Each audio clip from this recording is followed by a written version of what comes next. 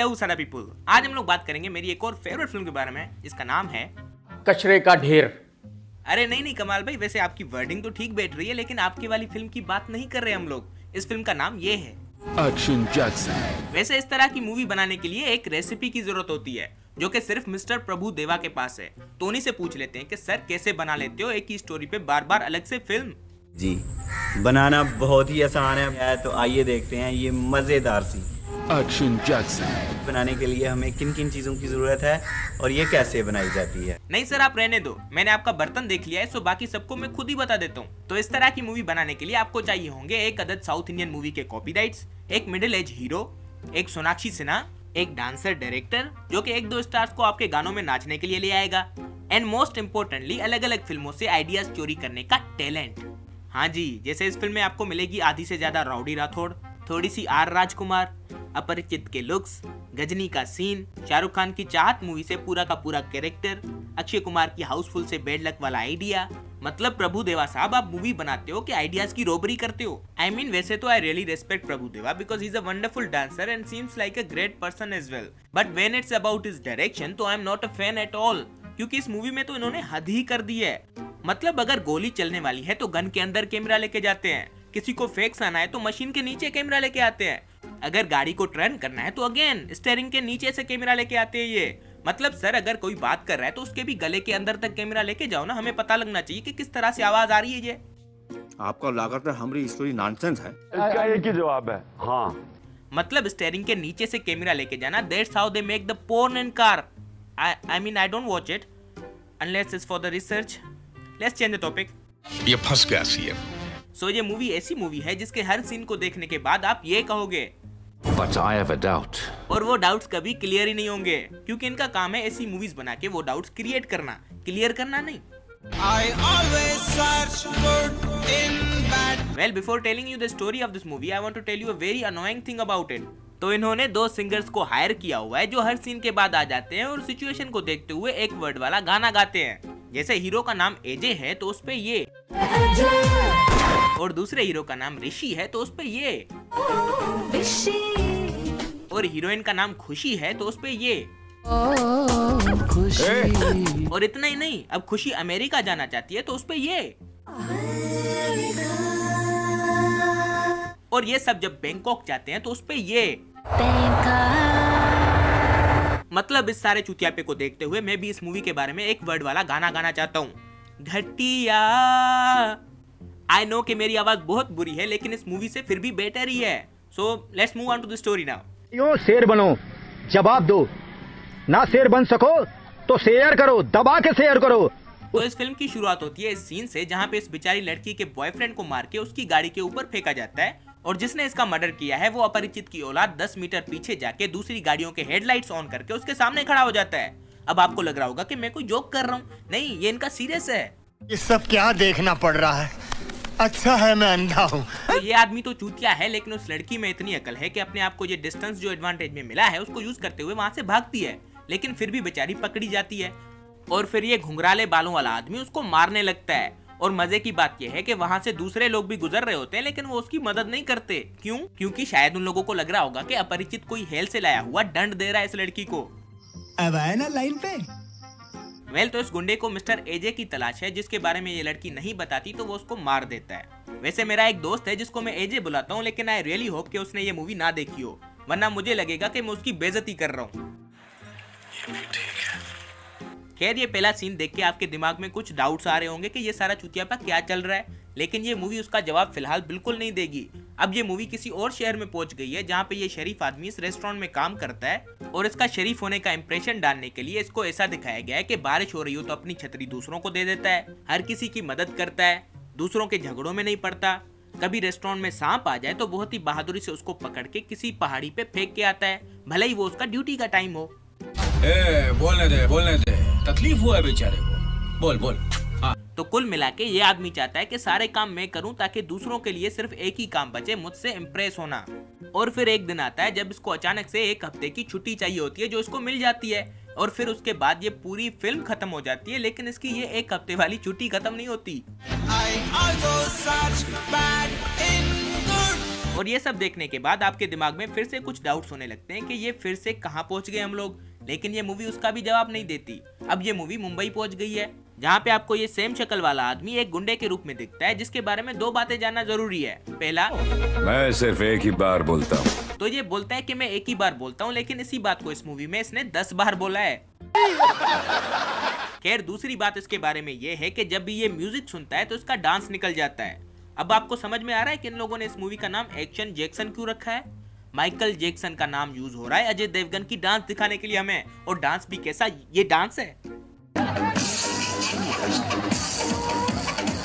मतलब sir, Michael Jackson का नाम यूज करना और फिर उस पे ऐसा डांस करना, क्या लगता है आपको क्या फर्क पड़ा था इससे? लगता है फैन फॉलोइंग बढ़ गई है। Fan following? सर, ये सब देख के ना उनके फैंस आपको सिर्फ इस तरह से फॉलो कर सकते हैं। मैं आ गया।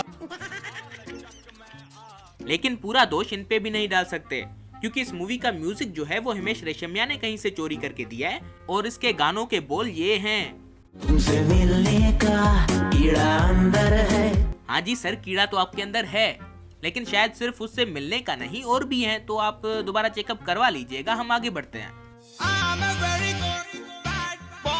और मिलते हैं मिस खुशी से, जिसके बारे में ये लोग बताते हैं कि उसके पास जरा भी लक नहीं है। अब वो लड़की जिसने बिना एक्टिंग किए हुए तकरीबन सारे स्टार्स के साथ काम कर लिया हो, वो अनलकी है। और फिर ये लोग इतने ईमानदार हैं कि खुद ही बताते हैं कि ये कॉन्सेप्ट इन लोगों ने कहां से चोरी किया है।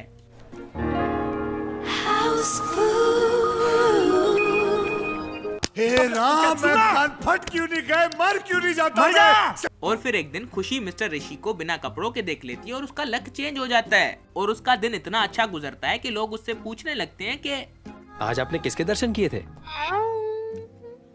तो अब अपने लक के चक्कर में खुशी ऋषि के साथ घूमने लगती है, ये जानते हुए भी कि वो एक गुंडा है। So girls, if you are watching this is what you should not do. और फिर एक दिन आता है जब ऋषि इस पानीपुरी वाले आदमी के बेटे को इस स्कूल में एडमिशन लेके देता है, और ये सब देख के खुशी उससे इम्प्रेस होने लगती है, जबकि ये एक ऐसा स्कूल है जहाँ पे सबसे ज्यादा एजुकेटेड आदमी यानी कि वहाँ का प्रिंसिपल ये सोच रखता है, अरे जिनके पेरेंट्स ही अनएजुकेटेड होंगे उनका बच्चा परफॉर्म क्या करेगा? मतलब क्या गुंडे ट्रेन होते हैं यहाँ पे? I mean, you should be the one rejecting that school। और वैसे भी मैं लिख के देने के लिए तैयार हूँ कि दुनिया में कोई ऐसा स्कूल नहीं है जिसका प्रिंसिपल अपनी ऑफिस में बैठ के इस तरह की बातें करता हो। लेकिन खुशी तो फिर भी उससे इम्प्रेस होगी, क्योंकि स्क्रिप्ट में यही लिखा है, और उसका इम्प्रेस होना प्यार में बदल जाता है जब ऋषि की पड़ोसन उसे ये बताती है, ऋषि बहुत अच्छा लड़का है। अरे उस आंटी से तुम पहली बार मिल रही हो और वो उसको पता नहीं कब से जानती है, तो तुम क्या एक्सपेक्ट कर रही थी? अच्छा ही बोलेगी ना वो उसके बारे में। लेकिन इतने में ही इस लड़की को ऋषि से प्यार हो जाता है, और फिर जिस तरह इसने रॉडी राठौड़ और आर राजकुमार में हीरो को सुधारने की कोशिश की थी, यहाँ भी वही करती है। मैं बता रहा हूँ, कमाल का सोशल वर्क कर रही है, अपने पापा की तरह पॉलिटिशियन बनेगी ये। शनिवार रात ही हमको नींद नहीं आती, चुप बैठ ससुर के नाती। लेकिन यहाँ पे she has a hard task, क्योंकि जिसको सुधारने की ये कोशिश कर रही है उसका मानना ये है, साला जिसने दारू बनाया उसका पुतला बनाना चाहिए। वैसे अगर ये बात है ना, तो इस फिल्म को बनाने वालों का तो म्यूजियम बनना चाहिए। वेल, फिर एक दिन खुशी की ये दोस्त ऋषि का फोटो इंटरनेट पे डाल देती है, जो कि न्यूजीलैंड में बैठा हुआ ये नॉट सो फ्रेंच बियर्ड वाला आदमी देख लेता है, और फिर ये कॉल करके सस्ते अपरिचित को बताता है। फिर ये सस्ता अपरिचित कॉल करके मेन विलन को बताता है, by the way what's wrong with his head? किसी ने इसको कॉकरोच समझ के इसके सर पे लाल हिट स्प्रे कर दिया है क्या? लाल हिट, छुपे कॉकरोच मारो, बीमारियों से बचो। और फिर ये क्रीपी आदमी वही बात अपनी बहन को बताता है, मतलब तुम लोग एक व्हाट्सएप ग्रुप बना लो ना, सेम मैसेज को 10 मिनट से फॉरवर्ड किए जा रहे हो। मेरे लिए ताली बजाइए भाई साहब, मेरे लिए ताली बजाइए। वैसे एक फन फैक्ट है कि ये जो मेन विलन है, इसकी शक्ल को देख के वैसे ही हमारी हंसी निकल सकती है, लेकिन इन लोगों ने उसको एक डेंजरस म्यूजिक दिया हुआ है। Just give it a listen. और जब भी ये आदमी स्क्रीन पे आता है, ये अनोइंग म्यूजिक बजता रहता है। खैर, वीडियो लंबी हो रही है तो हम लोग आगे बढ़ते हैं। तो इस मूवी में ये लार्ज साइज का अजहर महमूद भी है, जो कि एक पुलिस वाला बना हुआ है, और उसको एक असाइनमेंट मिला है कि मिस्टर एजे को पकड़ना है। और ये मूवी अब जाके हमें बताती है कि इस शहर में दो अजय देवगन भटक रहे हैं। वैसे ये आइडिया भी इन लोगों ने धूम 3 से चोरी किया है। सर जी, कुछ चीजें ऐसी होती हैं जो सिर्फ आमिर खान ही कर सकता है।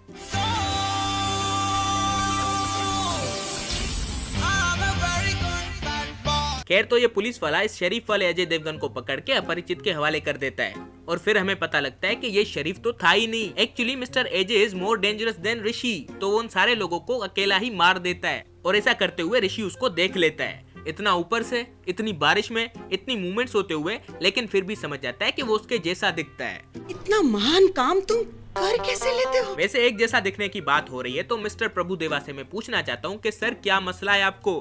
क्यों अपने डबल रोज की दाढ़ी, मूछे, बाल सब कुछ एक जैसा रख देते हो आप? मतलब इस एज में आके जो आइडेंटिकल ट्विंस होते हैं ना, जो जुड़वा होते हैं, उनकी शक्ल भी आपस में नहीं मिलती इतनी जितनी आपने इन दोनों की मिलाई है। उनमें से भी किसी के बाल झड़ जाते हैं, किसी का वेट बढ़ जाता है, किसी को चश्मे लग जाते हैं, लेकिन आपके वाले तो ड्रेसिंग भी सेम कर रहे हैं। कोई गलती हुई तो माफ करना।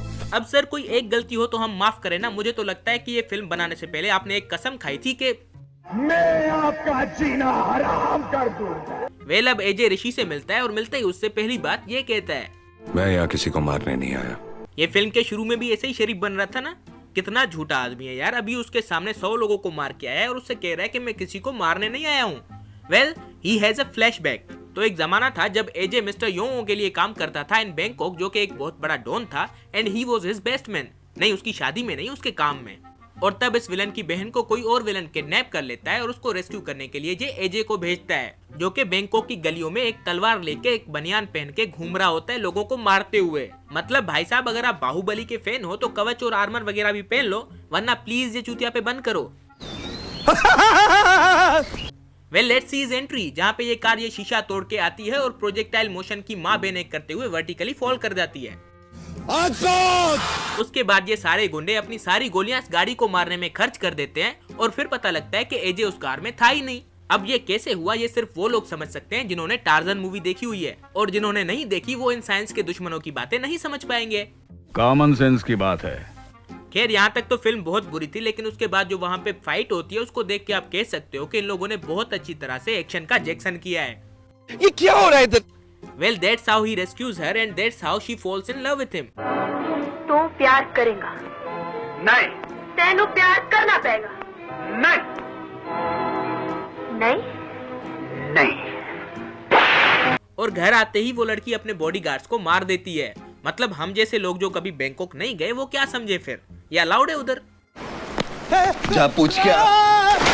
वेल मसला तब होता है जब एजे इस गुंडी को रिजेक्ट कर देता है because he is married to Anusha, और इससे इस गुंडी का ईगो हर्ट हो जाता है and now she wants to kill her. और इसी के चलते एजे और मिस्टर योंग की दुश्मनी हो जाती है और वो उसका काम छोड़ देता है। लेकिन वो लोग फिर भी नहीं मानते और अनुषा को इतना मारते हैं कि एजे को उसका इलाज कराने के लिए इंडिया लेके आना पड़ता है and they are hiding since then. तो फिल्म की शुरुआत में जो कपल मारा गया था वो सिर्फ इसलिए मारा गया था क्योंकि वो इनके दोस्त थे। So the moral of the flashback is कि never be friends with the people in love। नहीं नहीं नहीं। और अब इस फ्लैशबैक के बाद एजे चाहता है कि ऋषि उसकी जगह पे बैंकॉक जाए ताकि वो अपनी वाइफ का ख्याल रख सके, और ऋषि भी इस बात के लिए फटाफट मान जाता है। और फिर कुछ दिनों के लिए ये सब सही से चल भी रहा होता है, लेकिन फिर एजे को इस पुलिस वाले को मारना पड़ता है, जिसकी लाश की फोटो देख के मिस्टर योंग समझ जाते हैं कि इसको एजे ने मारा है। और फिर ये लोग ऋषि के इस बेवकूफ दोस्त को टॉर्चर करके सारी सच्चाई जान लेते हैं। इससे हमें ये सीख मिलती है कि never tell your secrets to your dumb friends. और दूसरी तरफ एजे और अनुषा का बच्चा पैदा हो जाता है और ये गुंडे लोग माँ बच्चे को किडनैप कर लेते हैं। और अब क्योंकि क्लाइमैक्स आने वाला है तो ये गुंडी बिना वजह अपना सर मुंडवा देती है। मतलब क्यों? तुम्हारे बाल देख के क्या तुम्हारे भाई को इन्फीरियोरिटी कॉम्प्लेक्स हो रहा था? कहाँ से लाए हुए हो यार ये बदतमीज जाहिल लोग? खैर उसके बाद ऋषि कॉल करके मिस्टर योंग को बताता है कि एजे इज इन बैंकॉक, और तब तक एजे भैया अपनी तलवार किसी की गर्दन पे रख के वेट कर रहे होते हैं कि पहले ये इन्फॉर्मेशन डिलीवर हो जाए, उसके बाद इसकी गर्दन काटूंगा। और इस बार तो ये तलवार के साथ गन भी लाए हैं, तो जल्दी जल्दी में एक्शन का जैक्सन करते हुए ये मेन विलेज तक पहुंच जाते हैं और बिना वजह उस जगह को आग लगा के इवेंचुअली उन दोनों टकले बहन भाइयों को मार देता है और अपनी वाइफ और बच्चे को लेके वापस मुंबई आ जाता है, जहाँ पे ऋषि उसके जैसी मूछें बनवा के पहले से खड़ा होता है। वो बेचारा बच्चा भी सोच रहा होगा कि और बाबूजी चायला दो बाबूजी। खैर बाकी बातें अपनी जगह, लेकिन इस मूवी में मैं एक चीज से बड़ा इम्प्रेस हुआ हूँ और वो है इस आदमी के बाल।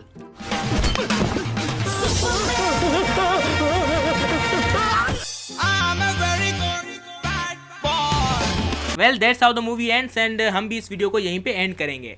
Thank you so much for watching. Please like the video, comment on it, share it और हमारे चैनल को जरूर सब्सक्राइब कीजिएगा। नहीं यार आज नहीं हो पाएगा।